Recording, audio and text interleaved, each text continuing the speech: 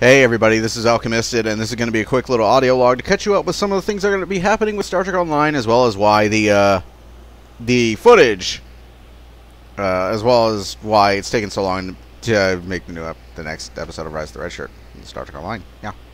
So, right up front, the reason why there was no update this Sunday, and you're probably if you're watching this, it's either right after or just before the next episode of Rise of the Red Shirts goes up, which is Worst of All Worlds, which is a mission that I've covered before, but I wanted to cover it again because next time we're going to be doing Temple of the Pa Wraiths, which is fantastic. But I wanted to go over why the footage.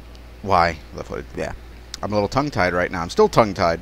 But I wanted to go over why the update took so long this week. I've got a lot of footage to go through. There wasn't just Rise of the Red Shirt. There was also, I recorded like 2 hours at least of footage from Tribble, which I'm hoping to have edited and uploaded tomorrow as sort of a quick peek at what's coming hopefully this week. I think like the game clients have started pre-patching. That usually means that the next big update is on its way pretty quickly. So I'm thinking this week is when Season 6 hits, and there will be a episode. You can expect to see the first episode of Rise of the Red Shirt Fleet Ops, the first true episode of Rise of the Red Shirt Fleet Ops, when I load up Star Trek Online, because I'm going to be sure to be there when that patch completes. Like when that server goes back up, I'm going to be there to break the ground on Origin Station.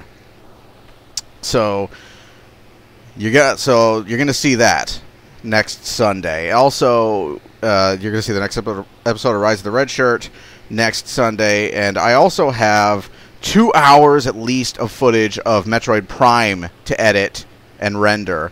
So it's a little bit crazy right now. Everything's like all of my recording stuff is sort of going on at once right now. So there's that. That's sort of been part of the cause of the delay, and there's also the fact that I've been building up resources for the Fleet Starbase. I've been hitting the game hard, getting dilithium, although I spent a bunch of dilithium this past week to get the Deep Space Nine bundle before the prices in the C-Store went up. More about that in a minute. Obtaining commodities, getting tons and tons and tons of data samples, getting tons of BOFs, getting tons of DOFs, just getting all the resources that we're going to need to get that starbase started and get that shipyard to Tier 1 or Tier 2, hopefully at least. I'm hoping it's still going to take a while to get it done, but I'm hoping to get through it as fast as is possible with such a small fleet as we have right now. So that's why the delays. All right, so I mentioned the C-Store prices are going up. This is the primary thing I wanted to talk about in this audio log. Is the C-Store prices are going to be multiplied by 1.25 per cryptic point. So what does that mean? Well, it means if you wanted to buy that new Armitage, the cost is going to go from 2,000 cryptic points to 2,500 Zen, and the ratio is 80 cryptic points to 100 Zen, and the ratio of that to dollars is 100 Zen per dollar. So that's going to be $25 even for you to buy that Armitage now. As I believe cryptic points as they are now are on their base value is like 0.8 on a 0.8 multiplier, which is the same as Microsoft points, I think. I'm not sure. I think I read that somewhere in the forums. But anyways, so yeah, the prices in the prices in the C-Store, and I'm never calling it the Z-Store, although some people already have. I'm not calling it the Z-Store. It's always going to be the C-Store to me and to you and to all of us who have been playing Star Trek Online for these past couple of years. It's always going to be the C-Store to us. So the prices in the C-Store are going to be going up. It's been said that they're going to be roughly equivalent to each other. Like the Armitage now costs $25. The Armitage, with the new Zen conversion, is still going to cost $25. So, and here's the big caveat: is that this is going to affect the dilithium exchange, I think, quite a bit. Because gathering the dilithium to exchange for transaction points is a big time investment. It is. It's a really big time investment. So I'm wondering what the time investment is going to be now that the price has gone up. And I bought the DS9 bundle entirely with dilithium that I had been grinding for a couple weeks. And that's only because I know all the little ways you can earn dilithium in this game. If you know all the little ways, you can earn dilithium like a machine.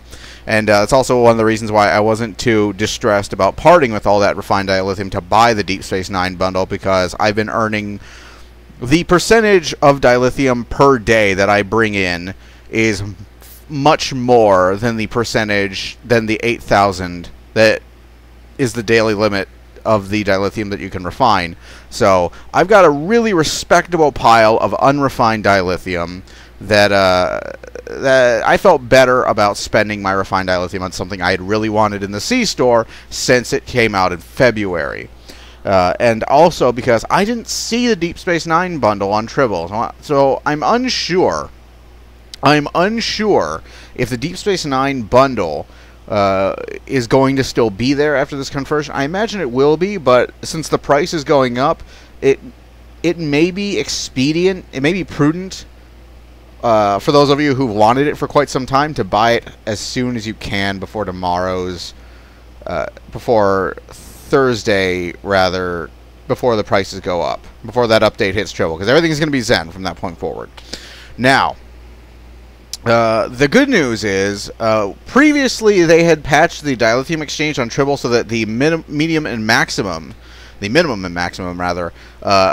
of dilithium you could bid per point was 50 to 750, and this brought a lot of ire to the forums, and a lot of perfectly justified ire. Let me walk you through this. So let's say that the market hovers around 700 dilithium per Zen. Okay? And let's say that that all the prices had remained the same. You want that Armitage, but it costs 700 dilithium per Zen. So, in order to get that Armitage, you would have to grind out 14 million dilithium. I believe. 14 million refined dilithium to get one thing from the C-Store. And that's a huge time investment, and that's a lot of work, and you're never going to do that. Nobody is ever going to grind that much for something out of the C-Store. No one. Never.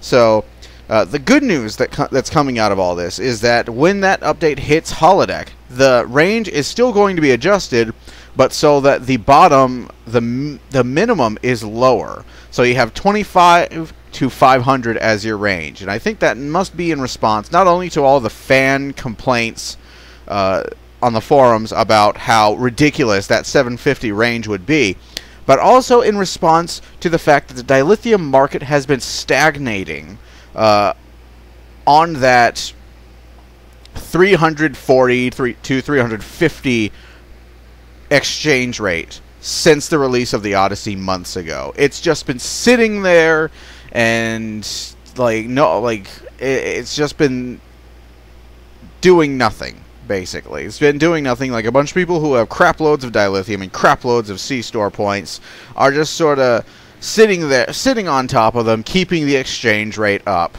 and that lower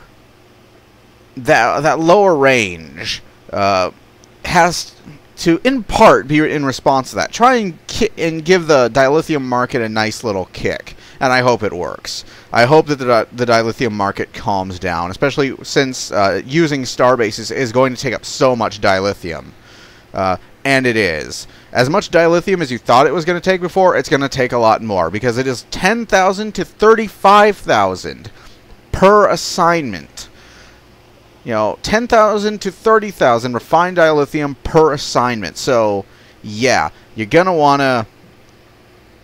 a lot of people are going to want to start saving their dilithium for that. A lot of people are going to be building their dilithium for that. And a lot of people are going to be running out of dilithium doing that. And I'm hoping that all of this is going to contribute to keep that market rate down, so that a lot more people can get a lot more utility out of that exchange, instead of simply just working the market to as little effect as they can, to whatever effect they can, really. We're still talking about Zen now, but now I want to move on to something else. And this was brought up in a statement, not a statement. It was brought up. They had a very lengthy discussion about this in podcast UGC, and I felt this was worth reiterating because, like I said, that was a very lengthy discussion, and I felt that it would be really good if somebody sort of talked about this in a very straightforward way, just gave you the facts about this really up front. So the way Zen works is that when you purchase Zen through a prepaid card or through their website, use the prepaid card. When you purchase Zen or you earn it through surveys, that Zen is sitting on your account, but you can't use it in a game yet.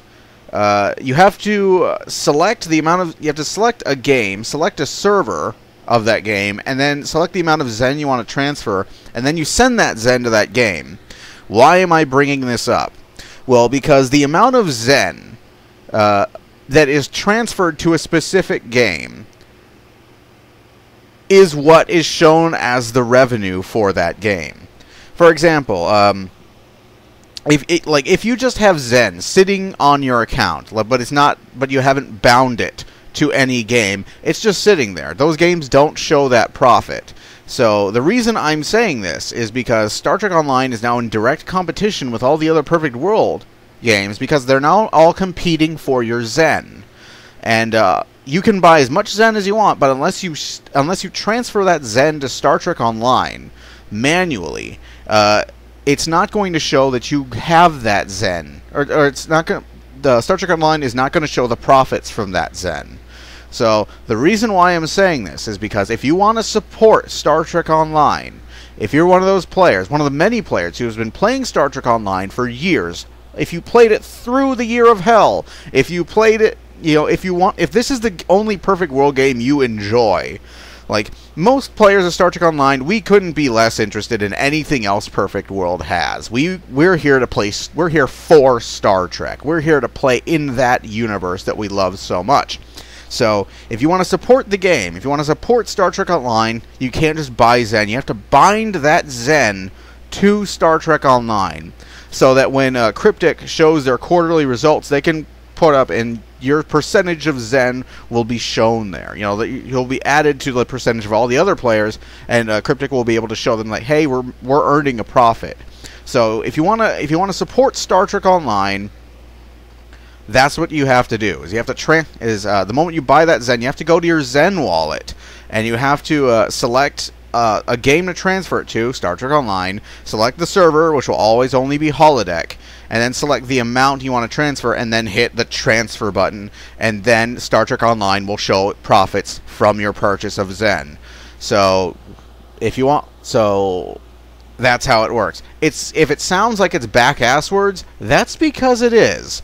But it's the way we have to support our game now. It's the way the community has to work together to support this universe, this living incarnation of the Prime universe that we all know and love. So it's up to us. You know, the onus is on us to support this game. So that's how you do it. And of course, you can also support the game by purchasing a lifetime subscription, or you can support the game by purchasing a monthly subscription, and that's how you do it. That's how we support our game now. So we can show a Perfect World that this game is profitable, that this game is fine, that they don't need to monkey with it. And I just felt that it would be really good if that was said in a much more clearer format, because like I said earlier, the discussion on podcast UGC, while very interesting, was also very lengthy. Half of it was really more of an argument, but that's how it works. And yeah, that's what I wanted to get out there. I wanted that said in a much more concise manner. And I think that's about it. You can expect the if this is up first, then you can expect the next episode of Rise of the Red Shirt, Worst of All Worlds, to be up immediately after, and well, if not immediately, then soon after. Trademark. And I think that's about it for now. I think that's about all I wanted to discuss about the Perfect World Star Trek Online merger. None of this really. The only thing that took me by surprise really was the dilithium exchange rate, the minimum and maximum remaining close to what they were before. That was pleasantly surprising. That was good news. So there is a silver lining. As always, there is always a silver lining that, even in the darkest of times, you must always look for. I really wasn't taken by surprise by the fact that the C-Store prices were going up.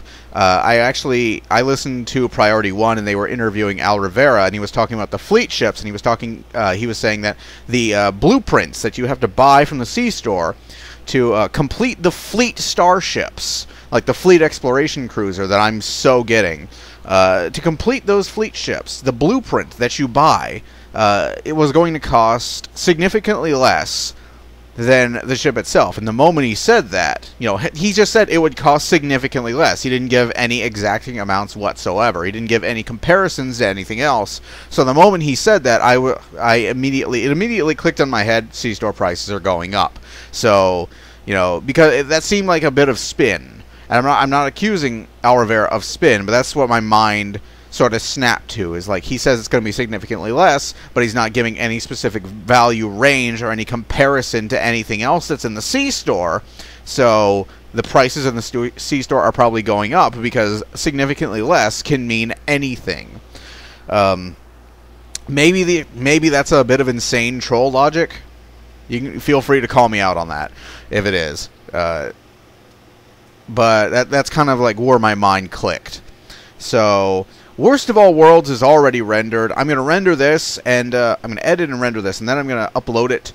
And I'm going to get back to work on getting stuff ready for that Fleet Starbase. And may record City of Palmar Re later, and then it's going to be edit. And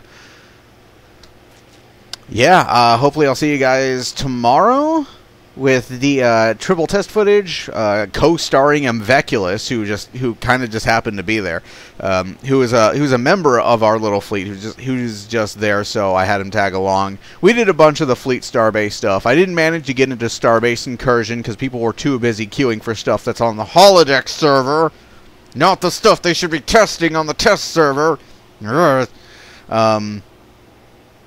I didn't get to do Starbase Incursion, and I didn't get to do Colony Invasion, which is sad. But everything else we got done. Everything else I managed to do. I show you a little bit of the Tholian ground stuff. Me and Mveculus have a hell of a time trying to kill the project leader.